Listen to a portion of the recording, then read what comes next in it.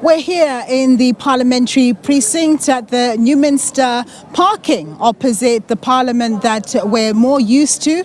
We are here where the dome is situated, where Finance Minister Enoch Godongwana will be delivering the budget, the 2025 budget.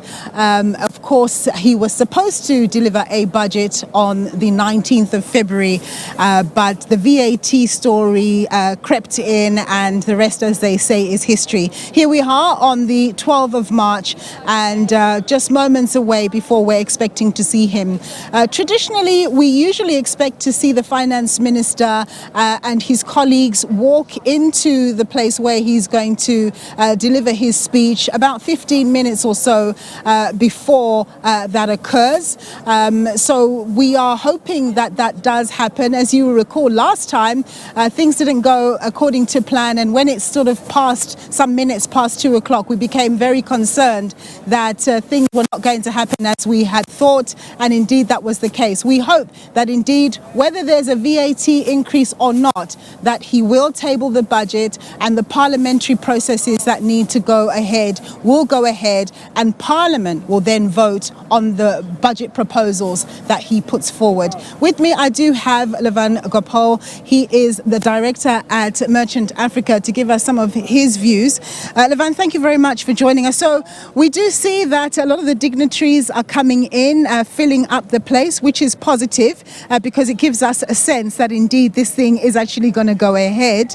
Do you think that what has transpired is actually a good thing for South Africa? Because before it's just been a case of rubber stamping the budget. Now it seems to be there's more rigor, there's more interrogation. Even your ordinary man and woman in the street are talking more sort of emphatically about policy measures that come out of the budget. It certainly is good. It celebrates democracy. The fact that you have different parties that work together, I think, is something that was thought of when we first drafted the Constitution. One of the problems that we observed a few weeks ago, as you clearly mentioned, with one party sitting in the majority in the House for some time, it was a fait accompli. Whatever law was passed before Parliament or a budget was just something that would be accepted because the ANC was in the majority. Of course, much has changed since then with the GNU. You now need the buy-in of other parties for things to work.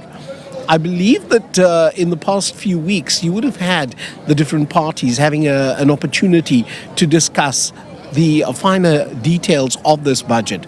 And I'm very confident that we're going to see this budget go through today without any hiccups. I believe that it would be a product of the discussions with the various parties.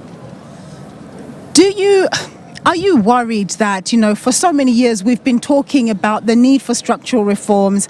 I think there have been more concrete efforts. We've got, Operation Vulindlela and so on. Oh, let me just turn my stare. I understand that the Finance Minister is walking in our direction.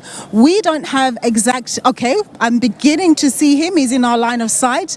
Yes, there he is, Finance Minister Enoch Godongwana, flanked even by the SARS Commissioner Edward Kisvita and the Deputy Finance Minister.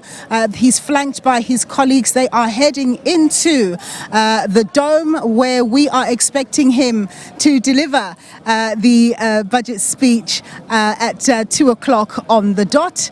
So yeah, there he is, flanked by his colleagues. And so many people are expecting many great things from him. But of course, a budget is a very difficult thing because you cannot please everyone.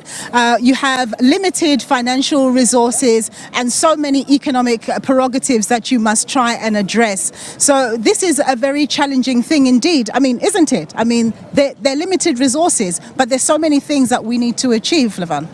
Particularly in South Africa, at this juncture, as we've indicated, we're a country of slow growth. We struggle to achieve even 1% GDP growth on an annual basis with a longer target of 2%. That's not good enough if you want to get this country moving in the right direction. And so we require investment, whether it's internal or external investment, whether it's a redo